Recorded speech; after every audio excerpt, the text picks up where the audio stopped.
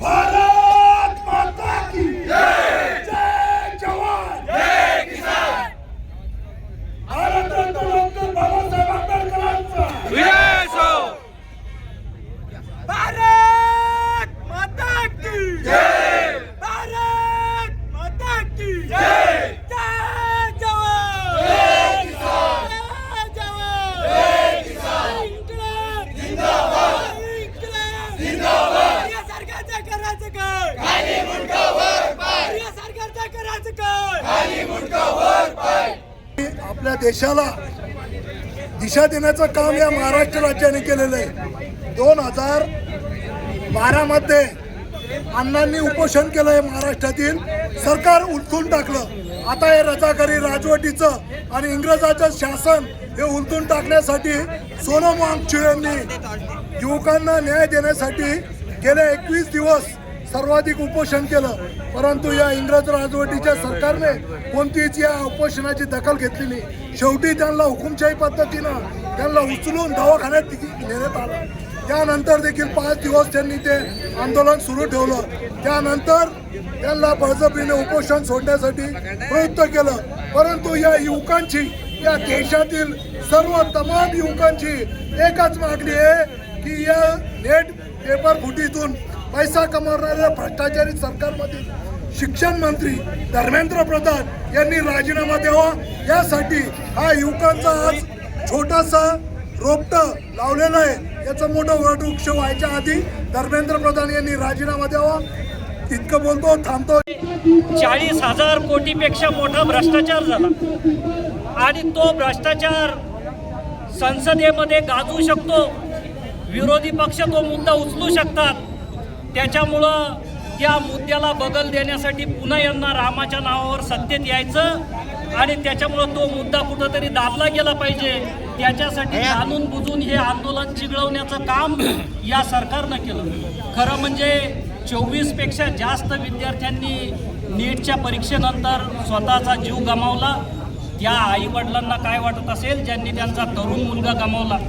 खरं म्हणजे ज्या मुलांच्या खांद्यावर आपल्या आईवडिलाला वाटतं की आपली जे काही पार्थिव आहे ते मुलाच्या खांद्यावर गेलं पाहिजे, त्या मुलाच्या पार्थिवाला खांदा देत असताना त्या पालकाच्या काय भावना असतील, त्या वडिलांच्या काय भावना असतील, त्यासुद्धा आपण समजून घेतल्या पाहिजे।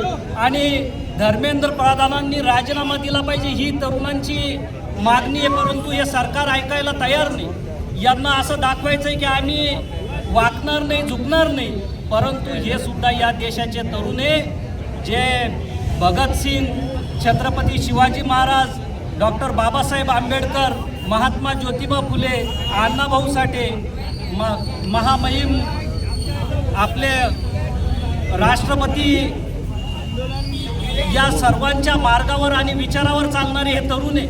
खरं म्हणजे हे जोपर्यंत राजीनामा मिळणार नाही तोपर्यंत आपले तरुण थांबणार नाही। त्याच्यामुळं आम्ही भोकरदन तालुक्याच्या वतीनं, सर्व तरुणांच्या वतीनं, सर्व पालकांच्या वतीनं धर्मेंद्र प्रधानांनी तात्काळ राजीनामा द्यावा किंवा त्यांना त्यांचं पद पंतप्रधानांनी बरखास्त करावं अशी स्वरूपाची मागणी या ठिकाणी करतोय आणि तात्काळ ते राजीनामा देतील अशी देखील अपेक्षा व्यक्त करतो आणि या ठिकाणी थांबतो। या ठिकाणी भोकरदन शहरामध्ये ना भूतो ना भविष्यती, ना कोणाच्या निमंत्रणावर, ना कोणाच्या आमंत्रणावर, ना कोणाच्या सांगण्यावर, ना कोणाच्या बोलण्यावर ना कोणाच्या पैशावर ना कोणाच्या मोहावर आज हे लोक उत्स्फूर्तपणे जमलेले आहे आपल्या न्याय आणि हक्कावर.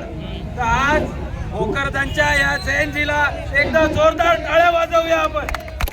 आज भोकरदनमध्ये युवकांनी दाखवून दिलं की एकतेचं प्रतीक काय असतं. युवकांनी दाखवून दिलं की त्यांच्या मनात आलं तर ते काय करू शकता.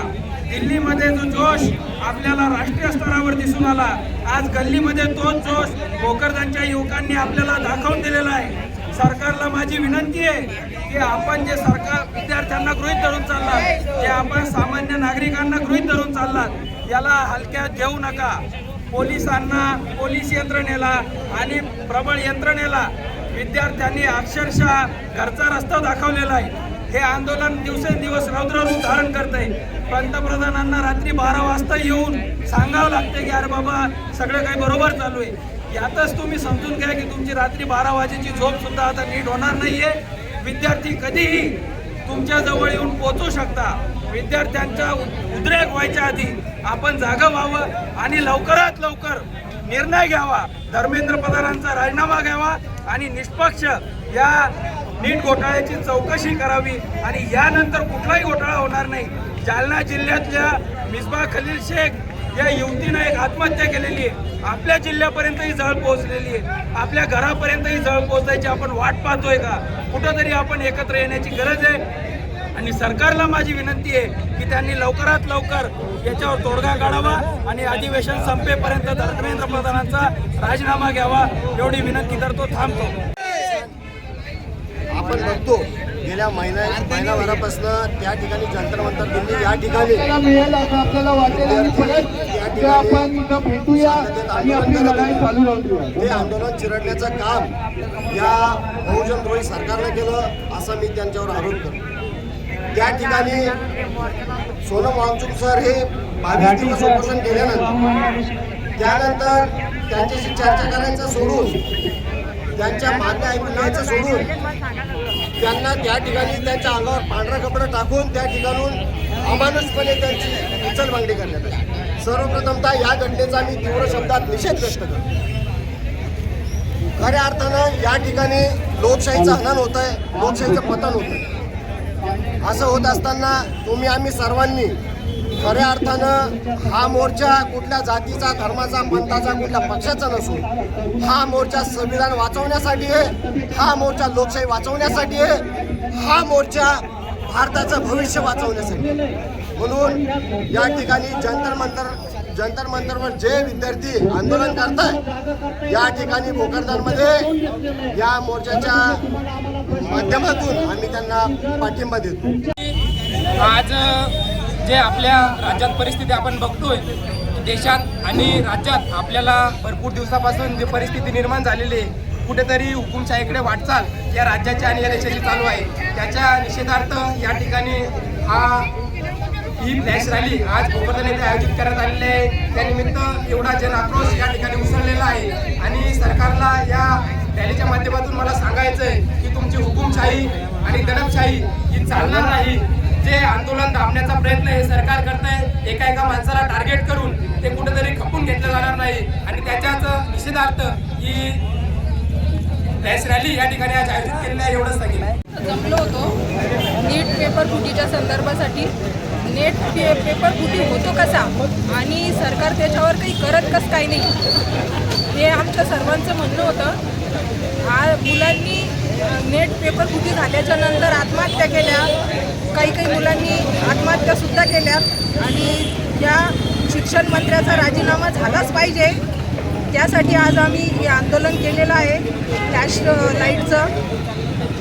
त्या घटनेचा आज आम्ही विद्यार्थ्यावर जो अमानुषपणे लाठीचार्ज झाला त्या घटनेचा आज आम्ही निषेध व्यक्त करतो.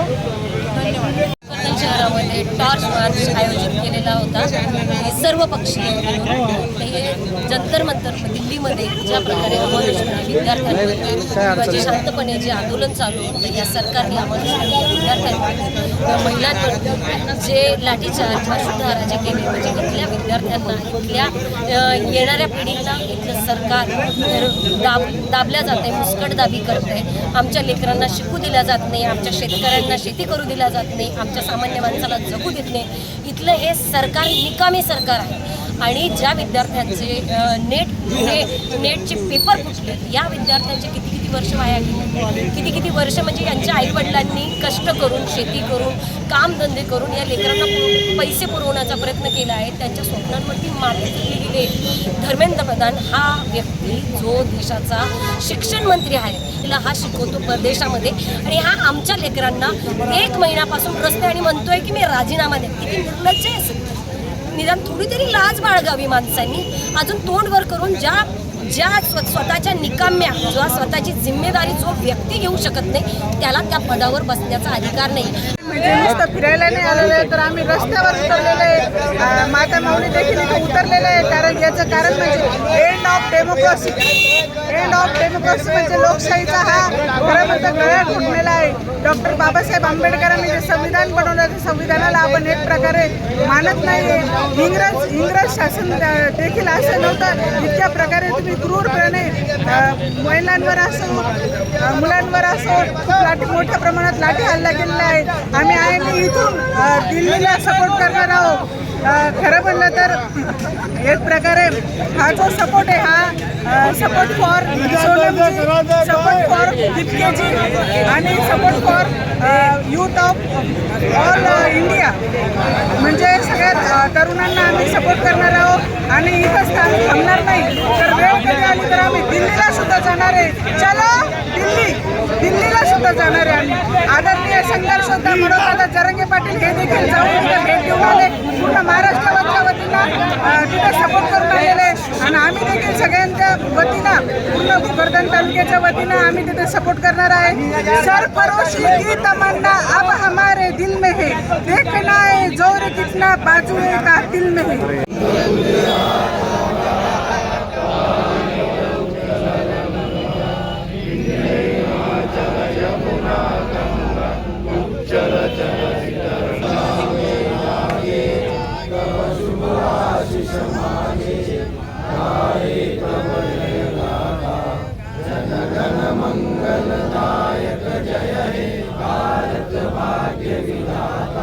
जय